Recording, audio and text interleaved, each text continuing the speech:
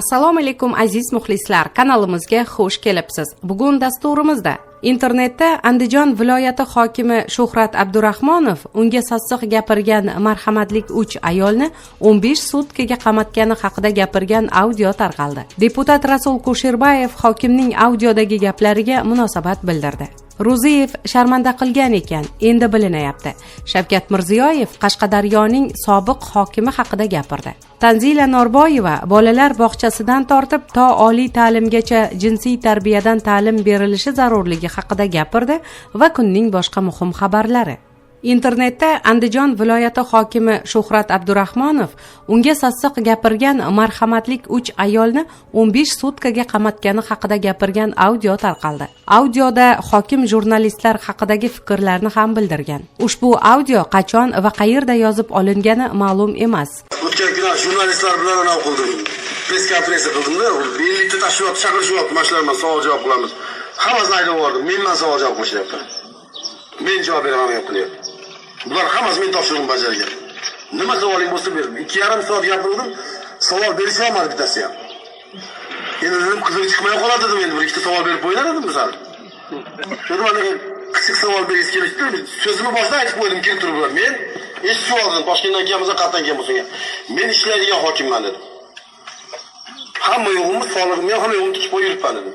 Menga kichik savol berishmagin dedim. Normal savol ber, normal gaplashamiz. Agar qitig'imga tegsa dedim, men qo'yib yuboraman dedim. Xatoga gapiraveraman, ertaga dedim, hamma yo'q sizga solib ketadi. Normal savol odam bo'shab gaplashmayman bilan. Bu baribir ularniki anaqa qo'zib turadi-yu. Unda aylantirib ko'rdi bir ikkitasi. Tahsilot turib qo'ygandan keyin hech narsa yo'qmasdan yaqin borib boshqa familiyaman bir narsani chiqaryapti. Erkakmiz, hezalak. O'zing nomingdan yoz.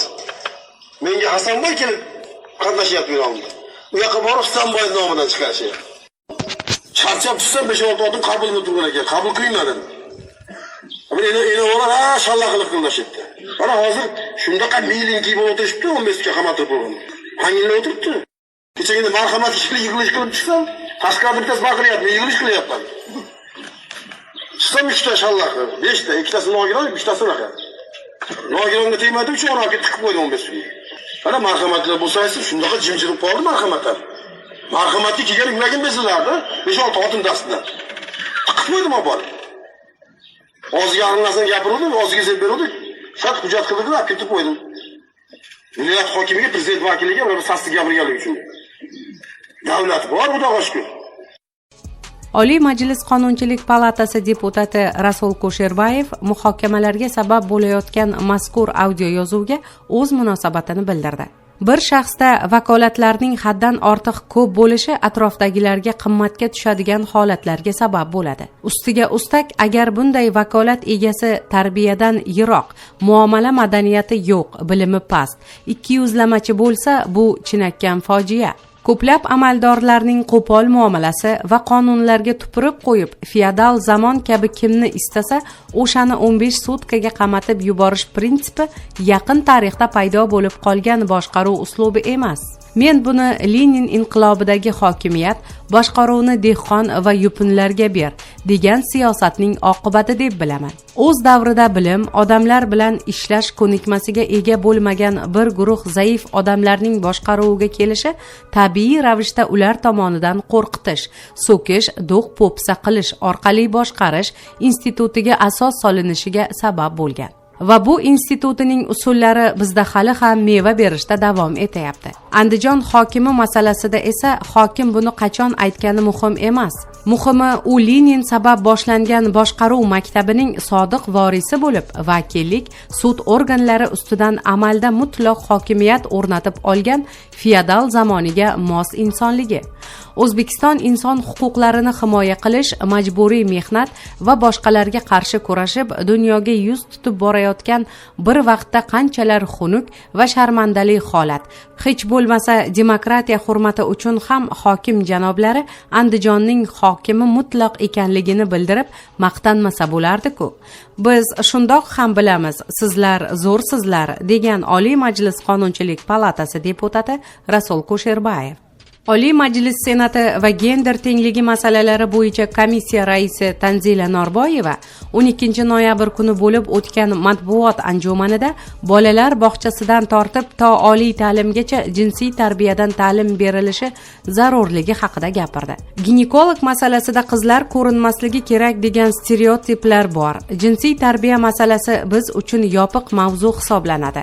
Hech kim gapirishi mumkin emas. Deyarli ko'p oilalarda, hattoki ota-ona ham farzandlariga shu narsalarni gapirmaydi. Bu noto'g'ri. Biz o'ylaymizki, jinsiy tarbiyani yosh bolalikdan olib borish kerak, deydi Senat raisi. Uning ma'lum qilishicha, Mahalla va oilani qo'llab-quvvatlash vazirligi qoshida Mahalla va oila instituti tashkil etilgan. Unda ota-onalarga qiz va o'g'il bolalarga jinsiy tarbiya mavzusida qanaqa ko'nikma berish kerakligi bo'yicha katta loyiha boshlangan. Prezident tashabbusi bilan maktablarga kiritilgan tarbiya darsida albatta jinsiy tarbiya, gender tenglik masalasi ko'rib chiqiladi. Gender tengligi masalalari bo'yicha komissiya vazirliklarga shunday topshiriq qo'ygan. Qizlar va o'g'il bolalarga bu borada alohida bilim berish rejalashtirilgan. O'quv dasturlarini shu darajada noziklik, bilim bilan qilishimiz kerakki, o'g'il bola va qiz bolaga kerakli bilimni berishimiz lozim, deya qo'shimcha qilgan komissiya raisi. Maktabgacha ta'limda yoshga mos qilib, o'zini doirasida, yuqori sinflarda va oliy ta'lim muassasalarida qizlar va o'g'il bolalarni oilaga tayyorlash, reproduktiv salomatlik, tug'ish, saqlanish, qarindosh urug'lik nikohlari va boshqalar to'g'risida ochiqdan ochiq ma'lumotlarni berishimiz kerak. Biz yopganimiz sari internet ochiq. Internetda yomon narsalarni o'rganish mumkin. Bu salbiy oqibatlarga olib kelishi mumkin. Shuning uchun undan ko'ra do'st bo'lib, dugona bo'lib, ota, aka, uka bo'lib ma'lumot bergani foydaliroq deb o'ylayman, degan Tanzila Norboyeva. Prezident Shavkat Mirziyoyev Qashqadaryo viloyatiga tashrifining 2-kunida viloyat faollari, mahalliy kengash deputatlari, vazirlik va idoralar rahbarlari ishtirokida yig'ilish o'tkazdi. Yig'ilishda viloyatning sobiq hokimi Zafar Ro'ziyev haqida ham to'xtaldi. Bu haqda Daryo manbasi xabar berdi. Davlat rahbari yig'ilish avvalida viloyat o'z salohiyatiga mos yashamayotganini keskin tanqid qilib, bunga sobiq hokim Zafar Ro'ziyev sababchiligini ta'kidladi. Janob Ro'ziyev sharmanda qilgan ekan. Endi bilinyapti hammasi. Qashqadaryo zo'r, gazi bor deb yuravergan ekanmiz. Viloyat respublika gazining 63% beradi, ammo odamlarda gaz yo'q, suv yo'q. Qashqadaryo eli shunga munosibmi? Qani adolat, degan davlat rahbari. Prezident viloyatining ayni kundagi rahbari Zoir Mirzayev haqida ham fikr bildirgan. Zoir Toyirovich sinalgan kadr, tajribasi bor, Qashqadaryoni o'zgartirish uchun olib kelingan, degan davlat rahbari. Shavkat Mirziyoyev shuningdek viloyat barcha sohada respublikada ortda qolayotganini ma'lum qilgan. Ta'kidlanishicha, oxirgi 10 yil ichida yalpi ichki mahsulotdagi viloyat ulushi 9,4% dan 7,1% ga, sanoatdagi ulushi esa 11% dan 6% ga tushgan. Aholining ichimlik suvi ta'minoti viloyat bo'yicha 50% ni, xususan Kosonda 26, Dehqonobodda esa atigi 4% ni tashkil qiladi. Quvurlarning 60% ta'mirtalab bo'lib qolgan. Qarshi shahrining kanalizatsiya tizimi ham eskirgan. Avtomobil yo'llarining 8700 kilometri yaroqsiz holga kelgan. Shuningdek, ta'lim va tibbiyot sifati masalasiga ham to'xtalib o'tgan. Viloyatning 88 ta maktabida smena ko'rsatkichi yuqori ekani, bir nechta maktab filiali binosi paxsadan qurilgani ko'rsatib o'tildi.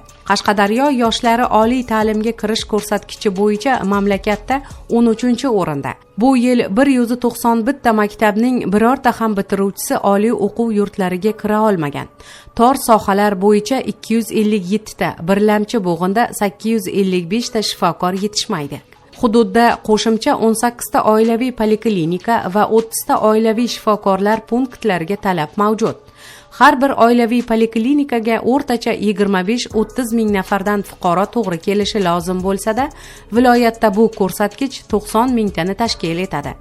Yig'ilishda shu kabi muammolar, mavjud imkoniyatlar tahlil qilinib, Qashqadaryoni kompleks rivojlantirish va aholining hayot sharoitini yaxshilashga doir ustuvor yo'nalishlar muhokama qilindi.